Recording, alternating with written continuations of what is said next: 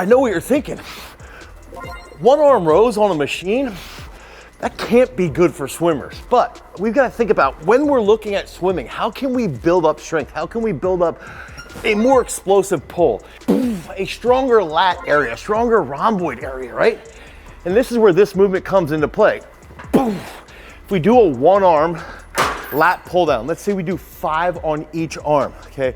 Let's say we do 4 or 5 sets, and then we do 2 drop sets for strength endurance. We'll do like sets of 17 to 20. That's gonna lengthen that lat. That's gonna help with our stroke output, okay, as we get into the water, and now we're gonna have a stronger pulling position through the water as long as we maintain that trunk. So we're gonna give you 5 more exercises specifically built around swimming so we can improve your strength and your power output in the pool, and we're gonna start right now.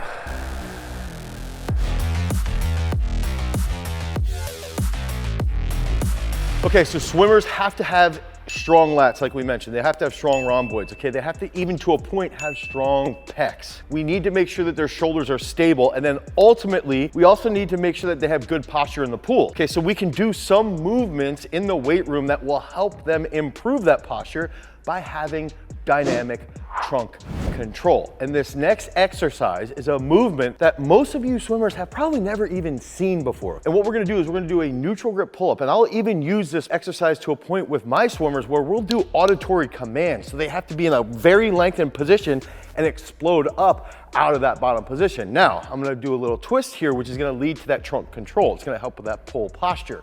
Okay, so we're gonna be set here.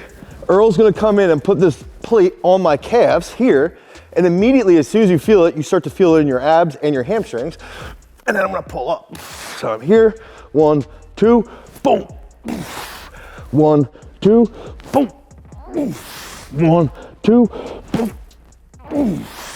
So that's a really, really good way to increase your trunk control and that lat strength from that lengthened position. All right, so this next movement is going to be a dumbbell external rotation, okay? So a lot of swimmers tend to, if they're gonna do like a power snatch or something like that, they tend to be here with their shoulders, just real cattywampus is I think the term that I'm thinking about. What I wanna see is that if they could do a dumbbell external rotation, okay, nice and controlled, go down and then come up fast. Okay, now I know this isn't super flashy, I know this isn't Instagram worthy, but let's say you start with this and you get to like a male, you're doing a 25 to a 30-pound dumbbell, okay? If this is a 25 and we can do this nice and controlled. If you're a female, 15 to 20 pounds, okay? Let's say you do like a set of 7. What we can build into is first getting into, Earl, let me have that ball. Here, a more dynamic movement like this, okay? Boom, boom, boom, boom, boom, and we wanna get that rapid external rotation there. And even I like to think about squeezing my gut, okay, down into the actual bench. Boom, okay? Now, this one's definitely gonna be Instagram worthy. Man, my left shoulder is not pumped like my right. This is gonna be a chaos external rotation, so I'm gonna go here, boom.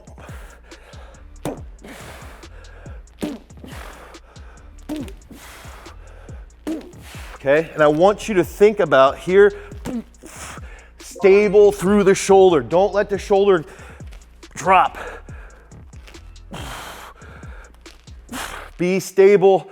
Structural integrity is key. If this joint is more stable, that's gonna help you apply more force rapidly. If this joint's sort of wobbly all over the place, it's not gonna be a great pivot point. Okay, so we've got to think about that, but do the dumbbell external rotations first. You can get a little bit more explosive with the ball and the chaos later on in your programming. If you guys need programming, head over to peakstrength.app, the Google Play Store, the Apple iOS Store. We got another exercise though. Okay, so this last exercise, I'm gonna give you 2 here. So the last exercises I would say are my 2 favorite for swimming. Oftentimes, I'm gonna demonstrate an exercise here. Oftentimes what we think about with swimmers is that we've got to do something dynamic, and it's hard to hold posture. It's hard to hold a position where we're training our upper body, our core, and our hips all at the same time. And that's where this next movement comes into play. This is going to be a walrus. Now, swimmers, do this movement with your hands like this.